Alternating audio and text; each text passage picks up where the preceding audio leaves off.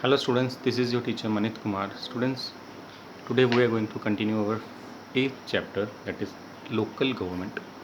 और आज का हमारा टॉपिक होने वाला है growth of local government in India, कि इंडिया में जो लोकल गवर्नमेंट है उसकी ग्रोथ शुरू से कैसे हुई, स्टार्टिंग से आज तक जो ग्रोथ है उनकी वो कैसे हुई। तो इसको हम पॉइंट वाइज समझेंगे। सबसे पहला है in India from the earliest times in the form of सभाज, कि इंडिया में लोकल गवर्नमेंट जो हैं ये अर्लीस्ट टाइम से एग्जिस्ट करती हैं, जिसे हम सभा कहते हैं। ठीक है, इंग्लिश में विलेज असेंबलीज। तो ये बहुत पहले से हैं। In course of time this villages bodies took the shape of panchayat. तो जैसे जैसे टाइम बीतता गया तो ये जो विलेज बॉडीज़ थी ये सभा से पंचायत के रूप में बनती गई। पंचायत का मतलब एन असेंबली ऑफ 5 पर्सन, इसमें एक सरपंच होगा, ठीक है, बाकी उसके सबॉर्डिनेट होंगे। ठीक है, मतलब 5 मेंबर बॉडी है। ये किस लिए होती है? To resolve issues at village level. In modern times elected local government bodies were created after 1882 by Lord Ripon. आपको पता है कि 1947 से पहले हमारा जो देश है वो क्या था? ब्रिटिश कॉलोनी थी। ठीक है, मतलब ब्रिटिश के अंडर था। तो तब जब लॉर्ड रिपन थे तब, ठीक है, उन्होंने क्या किया, तब एक इलेक्टेड लोकल बॉडी एस्टेब्लिश की जिसे तब लोकल बोर्ड्स कहा जाता था। और वो उन्होंने इसलिए बनाई ताकि उनका जो रेवेन्यू जनरेशन जो आता था, tax collection from the farming, ठीक है, एग्रीकल्चर से जो आता था, उसको एक सिस्टमेटिक वे से किया जा सके। ठीक है, तो इसलिए उन्होंने लोकल बोर्ड्स बनाए। However the progress of local boards were slow, so INC urged the government to take necessary steps to make local bodies more effective। क्या हुआ कि जो लोकल बोर्ड की जो प्रोग्रेस थी, जो उनकी डेवलपमेंट थी, वो काफ़ी स्लो थी।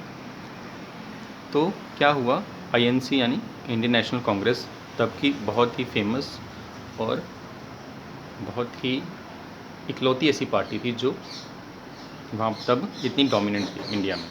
तो उसने गवर्नमेंट को अर्ज किया, मतलब रिक्वेस्ट करी कि ऐसे नेसेसरी स्टेप्स लिए जाएं ताकि लोकल बॉडीज़ जो हैं वो और इफ़ेक्टिव और स्ट्रॉन्ग बन सके। ठीक है,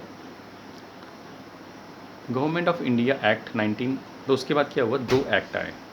कौन कौन से? गवर्नमेंट ऑफ इंडिया एक्ट 1919 और गवर्नमेंट ऑफ इंडिया एक्ट 1935। ठीक है, ये 2 एक्ट्स आए। इसमें क्या हुआ, लोकल बॉडीज़ को बहुत ज़्यादा पावर मिली। ठीक है, उनकी सेल्फ डिपेंडेंस को बढ़ाया गया। ठीक है, मतलब उनके काम उसमें काफ़ी इम्प्रूवमेंट्स हुई। ठीक है, इन 2 एक्ट्स की वजह से।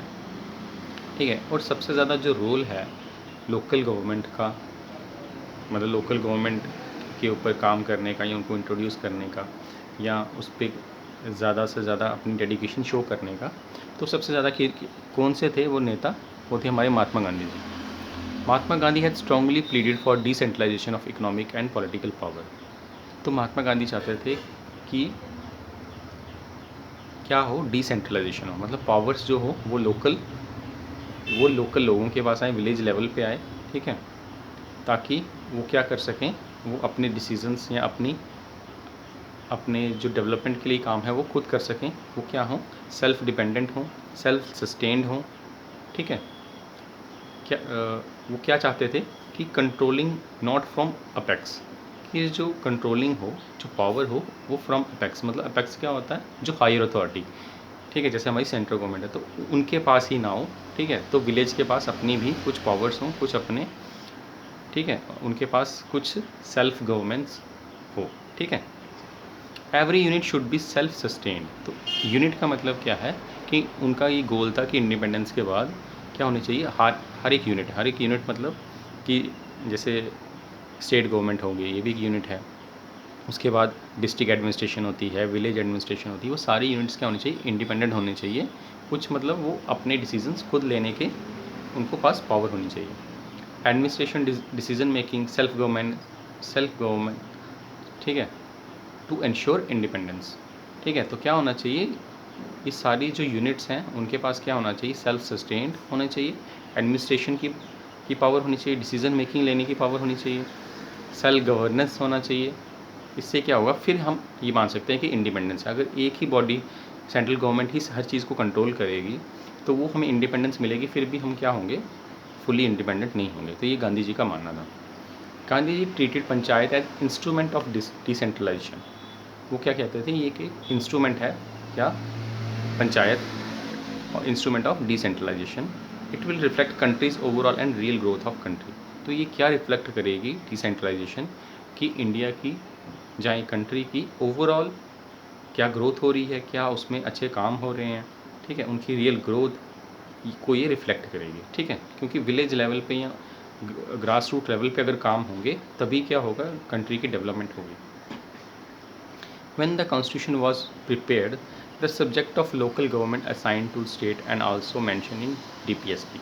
कहा गया है कि कॉन्स्टिट्यूशन जब बना तब भी क्या हुआ, लोकल गवर्नमेंट को इतनी इम्पोर्टेंस नहीं दी गई, ठीक है।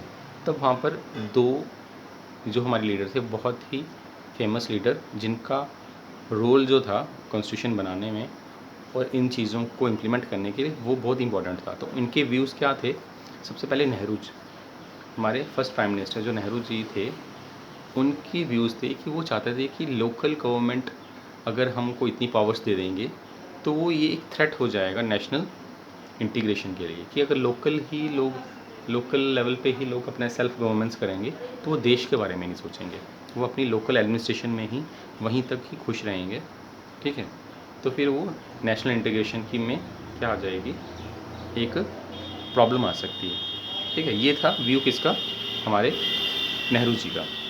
उसके बाद डॉक्टर BR अम्बेडकर जिन्होंने कॉन्स्टिट्यूशन बनाया, उनके व्यूज़ में भी लोकल गवर्नमेंट को वो इतनी इंपॉर्टेंस नहीं देते थे।